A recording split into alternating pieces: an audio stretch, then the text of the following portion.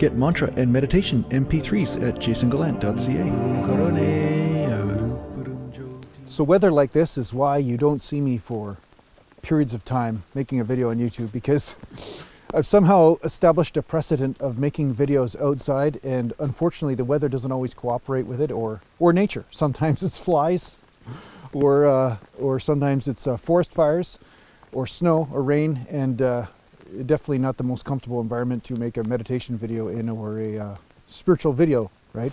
And I thought about doing something in my house. I do have a little bit of lighting available, but it's just not quite the same as being outside. I find that when you're in nature, you have this this experience. It's already satsang when you're in nature by yourself, and yeah, I find that it adds a dynamic of the creation process that makes it a little bit more enjoyable. But yeah, you might see me do some videos inside from time to time, just because weather conditions sometimes limit my production schedule, right?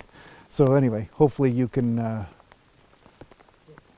weather the indoor storm, so to speak, as far as seeing, curtains in the background, or maybe not ideal lighting conditions, or whatever. But so this video is spurred from an interaction I had with a pretty nice fellow yesterday, and we were just speaking about fanaticism and where it fits into spirituality and religious beliefs and so forth, and also the identification with this fanaticism.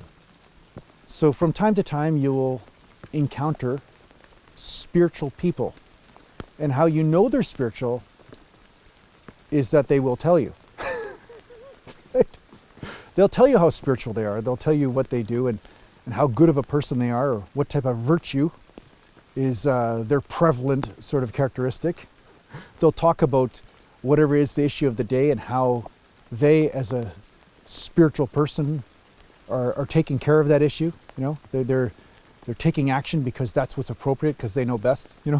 So sometimes it is necessary to do good things, or do humanitarian type of actions. There's nothing wrong with that. I'm not saying there's anything wrong with that whatsoever. But what I am saying is that if you identify with it, you're creating a prison, just as if you were in a prison of some other type of identification. It's still identification. So one thing that made this religious person laugh is I said, I get along with people who are extremely, let's just say, broken more than the spiritual people, because the spiritual people, in some cases, are identifying so strongly with what they think to be true about themselves that they are disregarding the connection with the person right in front of them. They're too busy talking to themselves, perpetuating the story of them in any conversation, instead of really connecting with the person that's in front of them. So connection with this moment has everything to do with your enlightenment process. Sure, you may have some misconceptions about your experience of this moment, but everything starts with just being here and being real. Being real and reality, the two are related, right? It's not about coming up with some template of yourself and saying, this is what I have to be in order to be ultra spiritual.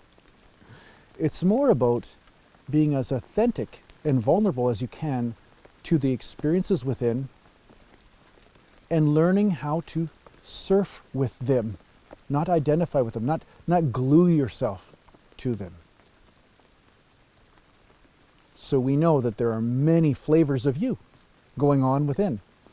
And if you attach to one flavor or another, it can create stagnation, like a lack of flow, But if you just enjoy them as they come and as they go, then there's this fluidity that allows your bliss to evolve. And I'm speaking about fluidity as I'm sitting in the rain. So I'm sure this is why this is all happening. It's a fluid video. It's almost like I'm sitting in an aquarium right now because there's so much water. So the spiritual path isn't about rights and wrongs so much as it about as it is about being 100% here with everything that is happening.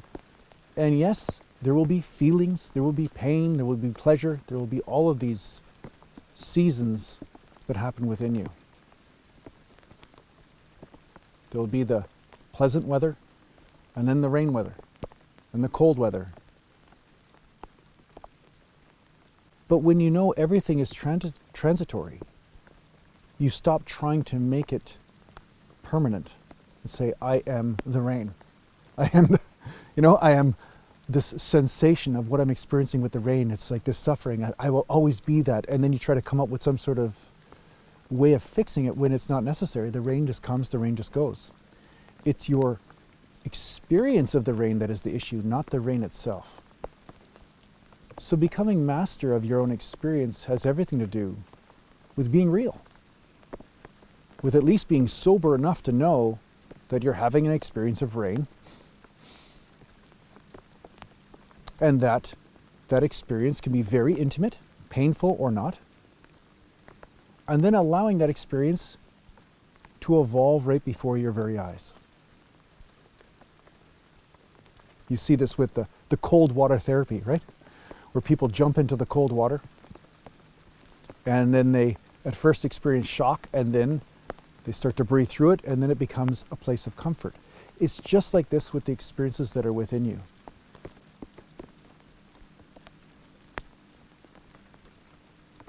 But it has nothing to do with being something. I'm not envisioning like, I am a polar bear, therefore I can jump in the cold water, right? You don't have to become something specific besides what you naturally are. Because what you naturally are is capable of pure observation. But when you're busy trying to be something, you're more occupied with observing what you're trying to be instead of what's before you. You see? So meditation is the experience and the practice of being real.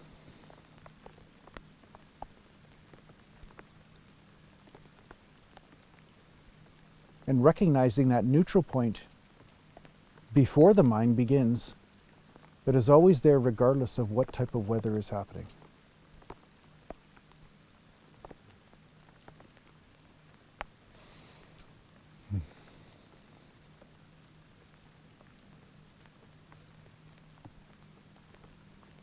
See, I knew there was a reason why I didn't shower today. I knew I just didn't need to jump in the shower today, because something was already going to provide a shower for me.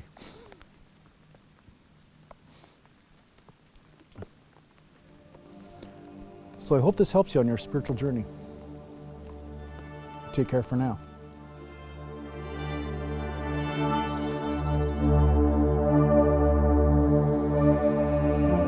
Are you interested in working with a spiritual teacher in a formal setting? Well, perhaps the Wisdom Life School is for you. If you're interested in checking out what the Wisdom Life School is all about, just go to aratima.com.